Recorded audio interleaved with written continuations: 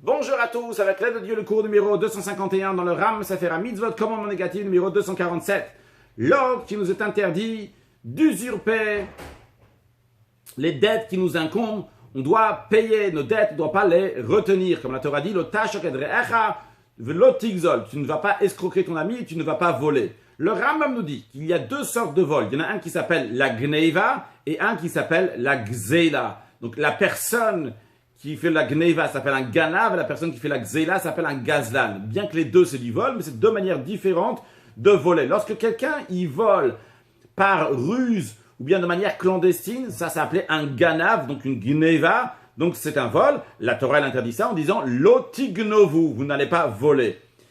Puis, il y a le gazel, le gazlan, donc la gzela, le vol, aussi, c'est une autre sorte de vol, c'est lorsque quelqu'un il prend les choses donc par force et de manière ouverte, comme font donc les brigands de grand chemin. La Torah interdit ça aussi en disant lo tigzol, tu ne voleras pas. Maintenant, le Rambam nous dit que dans notre mitzvah, qu'on est en train d'apprendre la mitzvah négative numéro 247, on est en train d'apprendre le sujet de oshek, le ta'ashok, ne pas escroquer. De quoi s'agit-il? C'est si je dois quelque chose à un autre. Eh bien, quelle que soit la raison comment j'ai cette chose-là qui est un autre, que ce soit un dépôt, que ce soit qu'il m'a prêté, ou que ce soit que je lui dois de l'argent parce que c'est mon salarié, eh bien, si je retiens cet argent-là, quelle que soit la manière comment je la retiens, est-ce que soit je la retiens parce que par force, je dis que je ne veux pas lui donner, ou bien par ruse en lui disant « reviens plus tard », etc. Tant que je ne lui donne pas, eh bien, ça s'appelle escroquer cette personne-là, c'est le oshek, la Torah dit « lo tashak edrecha », tu ne vas pas escroquer ton ami. Il est dit clairement dans le Sifra que le ta'ashok c'est quoi? C'est un oshek shel mamon, c'est escroquer une personne avec de l'argent. Comment ça le Sifra donne exemple? Celui qui garde le salaire qu'il devait donner à son salarié, il ne le donne pas. Maintenant, pourquoi on donne spécialement donc cet exemple-là de srar sahir, le salaire qu'on doit donner au salarié? Parce que ça, c'est quelque chose, c'est même pas que lui m'a donné et que je lui rends pas. C'est quelque chose que je lui dois, c'est un dû. Il m'a pas donné.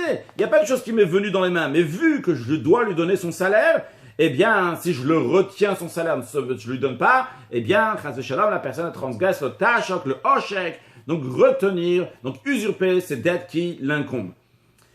Le Rambam nous dit que cet interdit a été répété dans la Torah. Et donc, comme la Torah dit, le ta'ashok sahir, tu vas pas escroquer un salarié. Et l'idée de ça, c'est de pas escroquer un salarié. Et comme la Torah dit dans la suite, parce qu'il est ani ve'evion, il est un pauvre, il est indigent, il a besoin de quelque chose. Comme la Torah dit, dans cet esprit-là aussi, la Torah dit, v'lo tavo ala vashemesh, lorsque tu as un salarié, eh bien, il a travaillé dans la journée, tu dois le payer avant la fin de la journée, dans le sens que v'lo tavo ala vashemesh, pas que le soleil va se coucher sans que tu lui as remboursé. Pourquoi? Ki aniou, c'est un pauvre, il a besoin de cet argent. Et dans le contrat, c'était qu'il devait le payer le jour même, donc il doit le payer le jour même. Ah, et a priori, il y a déjà écrit le tigzol, tu ne vas pas voler, alors quand tu payes pas ton salarié, tu le voles. Eh bien, cela nous enseigne que tout celui qui retient l'argent qu'il doit à son salarié, il transgresse sur plusieurs interdictions. La première, c'est bal ta'ashok, ne pas escroquer. Deuxièmement, bal tigzol, ne pas voler. Troisièmement, ce que la Torah dit, le talin pour la tzachir itrat boker, que le salaire de ton salarié va pas passer la nuit chez toi, donc tu vas pas attendre donc jusqu'au matin pour le payer, tu vas le payer, donc ce que tu dois lui donner le jour même. Et quatrièmement, tu transgresses, que le salaire doit donner le jour même. Pourquoi la Torah dit un salarié qui est pauvre, n'importe quel salarié, qui même s'il n'est pas pauvre, on n'a pas le droit de l'escroquer, on n'a pas le droit de retenir son argent. Alors il y a écrit dans le Midrash, la raison elle est, parce que si c'est un pauvre, Akadosh Baruch Hu va punir plus vite. Maintenant, le Rambam nous dit que la punition de celui qui fait ce oshek, qui retient cet argent-là, eh bien, est la même que celui qui a volé, comme la Torah dit, V'chichesh ba'amito, b'fikadon, b'tsumet yad, b'gazel o ashek et amito.